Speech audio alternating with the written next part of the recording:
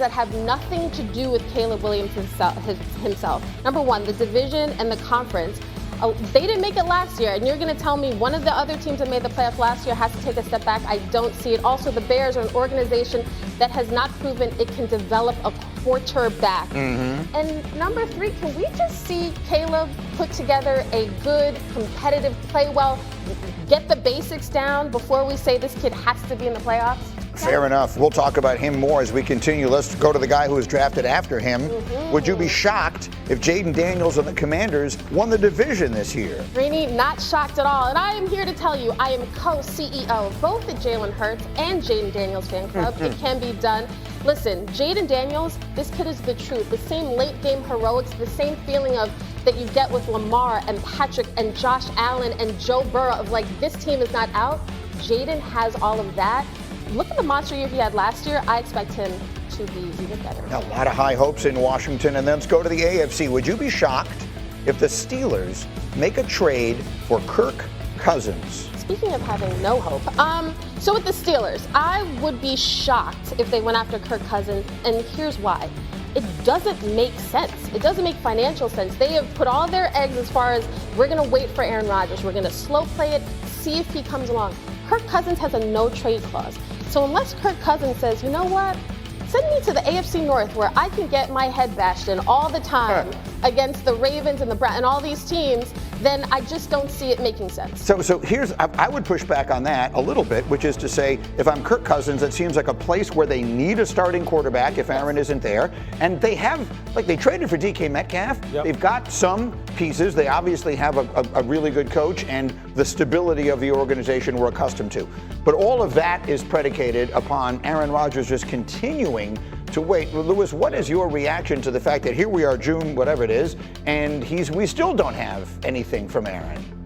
Well, I mean, look, obviously Pittsburgh has put themselves in this position by being willing to continue to wait for him. Obviously, they also know that with every organized activity that he misses, that is one less chance for him to kind of ingratiate himself to the rest of the locker room, learn the offense, really kind of develop chemistry, all the kind of things that, I think sometimes maybe people get tired of talking about because it's an intangible thing that you can't really quantify, but you damn sure can quantify when the season starts. Mm-hmm. And all of a sudden, wide receiver and quarterback are on the same page. They're arguing on the sideline. Relationships start to fracture. See, those are the things that right now, you're making the likelihood of that happening increase exponentially every single day that he's not there. And really at this point, I mean, I don't even know if it even makes sense anymore. I don't know if it'll give them the return that I said early on back in February. Like, he is the kind of guy that they actually need. He needs Pittsburgh. Pittsburgh needs him. It made sense back then. I don't know if now they'll get their return on investment. And this isn't the Jets last year or 2 years ago where it's this desperate franchise and, the savior Aaron Rodgers comes. This is the Pittsburgh Steelers. This is Pittsburgh Steelers that has all those Super Bowl trophies and has veteran guys in the locker room who think they could be competitive this year. Talking about Cam Hayward, who's already spoken out publicly, Minka Fitzpatrick, TJ Watt, who's not there in camp right now.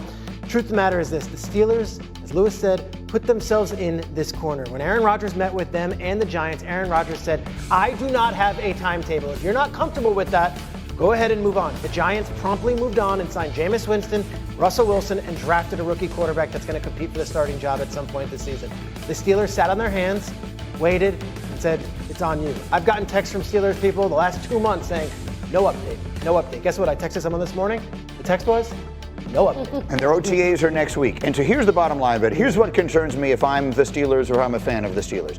In order to be what they would want him to be a great quarterback in the NFL, much less to do so at the age of 40, soon to be 41, requires a bordering on maniacal dedication to making it work. That's what we saw from Tom Brady in Tampa. What I'm about to say is not meant as a criticism of Aaron Rodgers. He's a 40, almost 41-year-old man who can do so many different things in his life if he chooses to. Yeah. He is not right now not behaving as though he has that maniacal dedication to making this work. And if he doesn't, again, that doesn't make him a bad person. No. People like him, don't like him, doesn't make any difference to me. But I would be thinking to myself, he doesn't want this enough. That's what I would be worrying about. Yeah. This isn't the only thing in his life, which is what it would have to be for this to work the way they want it to work. Yeah, clearly there are other things that take precedence. He's got other priorities right now that he feels as though, look, in his mind, whether you agree with them or not, and I don't know, does anybody know what they are? I don't know what they are. I've never heard publicly about anything, as far as what he is dealing with that is causing him to push the timeline out. But yeah, you're right. He's not all in on it right now. And you know what happens? See, this is the thing that's most important to me. The other players see this, and you see it starting to trickle out in terms of the kind of comments that they're making. And look, I'm just telling you, when you're playing with someone, especially a quarterback who you feel as though is not fully committed and is not all in, I'm telling you at some point it'll cost you. And it won't cost you once. It'll cost you on a continual basis. Agreed. Here's the thing, to Peter's point, this is what the Steelers set in motion by saying, we'll be patient, you take your time. I don't think it makes logical sense to now say, hey, mini camp's coming, let's draw a line in the sand, because message you've given him is take your time. But when? How much time? He's not on the This is a lot of time. I know that. He doesn't. They can't dictate this. No, I didn't. But you talked about moving on, so that's why I'm suggesting you call up Atlanta and you say, let's have a conversation about Kirk Cousins. The money too. That Kirk is owed a lot of money, guaranteed money this year. If you're gonna wait for one aging quarterback, I'll wait for Aaron Rodgers. Otherwise, Omar Khan said we will have 4 quarterbacks when training camp comes. It may not be Kirk Cousins. It may be somebody else. It just might not be the high-profile guy that we're thinking. They seem to have not set a breaking point. Right. And that is the thing that it's going to wind up putting them in a position that really doesn't allow them to compete at a level they want to compete at. Final word. The Cousins situation makes a lot of sense on paper. We discussed this in the production meeting. It's Raheem and Tomlin are as thick as thieves. Those guys, if there was a conversation that could be done, Arthur Smith worked for that organization, didn't end on horrible terms. They could have a conversation. I just don't think the Steelers are really pushing that, and I don't think Cousins is either. We'll see. Their OTAs, their mandatory camp, legendarily the one that... Where Cowboys OTAs continue without one of the biggest stars in the Lone Star State. Micah Parsons, heading into the final year of his rookie contract, wants a new deal after 4 seasons of Pro Bowl football. Here's his new head coach, Brian Schottenheimer, on the situation. The thing that I know about Micah is Micah wants to be here. He's excited about what we're building. He's been a big proponent of that, and you can lead a lot of different ways, and this is a business, and they're working through the business part of this deal, but again, everything I've asked him to do, everything that I've required, no different than everybody that's here, he's been great with, and so that gets me excited, and I'm a big fan of Micah. You know what gets me excited? Having our NFL reporter Jeff Darlington on the show. With all due respect to Micah Parsons, we already know that the straw that stirs this drink is Dak Prescott, and we also know that his season ended early last year with a hamstring injury. What are you hearing about his progression on that front? Well, very good news, Elle. Dak Prescott during OTAs has been very mobile, recovering from that hamstring surgery after week 9 of the regular season. He said in April that if there was a game in April, he could have played in it, which obviously is a sign of optimism. But until we saw him on the field in OTAs, did we really not know just how healthy he was. We expect, honestly, close to full participation in minicamp. He's been, again, the word mobile is the one that I keep hearing out of people that I speak to in Dallas. So all signs point to a very healthy Dak Prescott entering training camp. We'll see if that translates to playing. Dak's only played in a full season 1 time over the last 5 years. That's not the only Texas team that has some injury concerns, though. Quarterback C.J. Stroud for the Texans, dealing with a sore shoulder, isn't throwing at OTAs. That concern could become panic because, of course, the Texans ain't the Texans without C.J. Stroud. Here's his coach, D'Amico Ryans, and he wants everyone to settle down. It's general soreness, and we're taking extra precaution with him. We're not going to rush him into anything. He'll be fine. When the moment is for him to be ready to go, he'll be ready to go. I was waiting on him to be like, it's June, bro. But what more can you tell us about Stroud's shoulder injury? General soreness. That's it. General soreness. That's all it is. No, in all seriousness, obviously this is significant because it's C.J. Stroud, but the people I've followed up with the Texans have made clear that they expect eventual participation in training camp. We'll see if he's able to participate in the mandatory mini camp. They're holding him out right now, again, for precautionary reasons. It is important to point out, though, that this is a new offense with a new offensive coordinator, so getting as many reps as possible is significant, but as I'm told, he's getting those mental reps. He is still in, quote, discovery mode with this new offense, so he can still continue to learn and be productive despite not actually using that shoulder. Sounds like a Bluetooth. He's in discovery mode. Not a lot of time, though, to sort of ramp up because the Texans open up the season in LA against the Rams. Quite a formidable opponent. Jeff Darlington sticking around to come back. Mũi tiếp theo.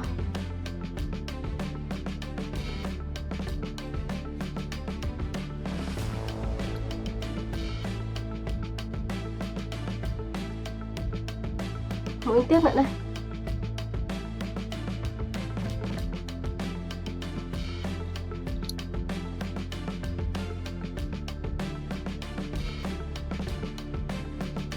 Rồi móc tiếp xuống nữa. Nó lần lượt giật xuống cho đến hết.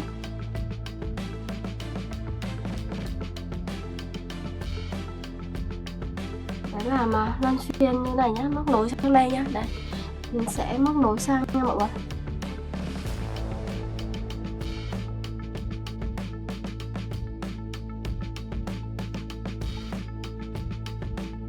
Rồi móc tiếp xuống nữa đây.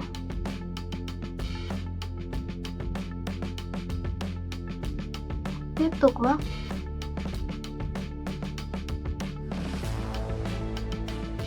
Mũi tiếp theo này.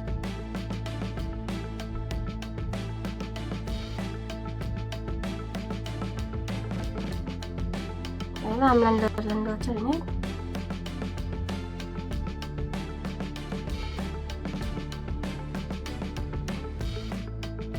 Mũi tiếp nữa này.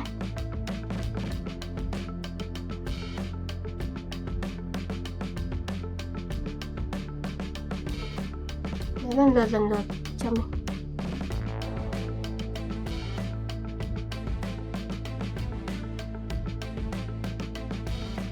Tiếp tục.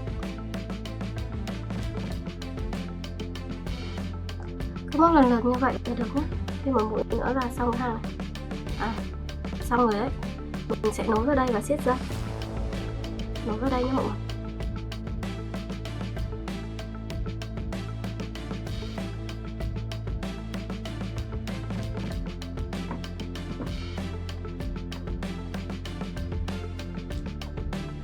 Rồi, sẽ được cái phần túi như thế này. Mình móc cao lên nữa nhé, cao lên.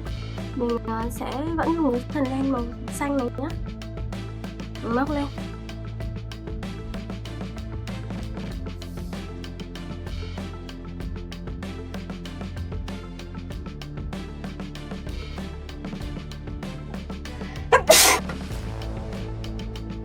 Rồi, bây giờ sẽ móc một mũi vào một chân nhé, móc cao lên tiếp này, móc lần lượt xuống, tiếp tục,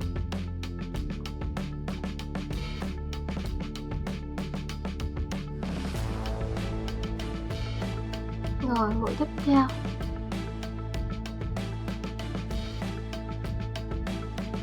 cứ móc lần lượt từ mũi xuống cho mình.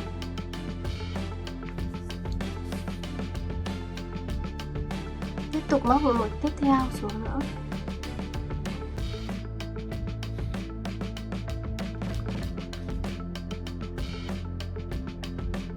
Tiếp tục.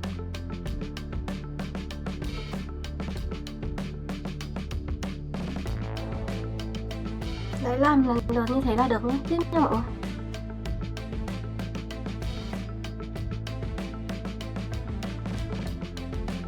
Mũi tiếp theo.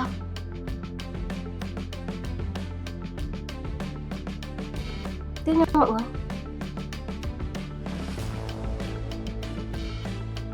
Mũi nữa.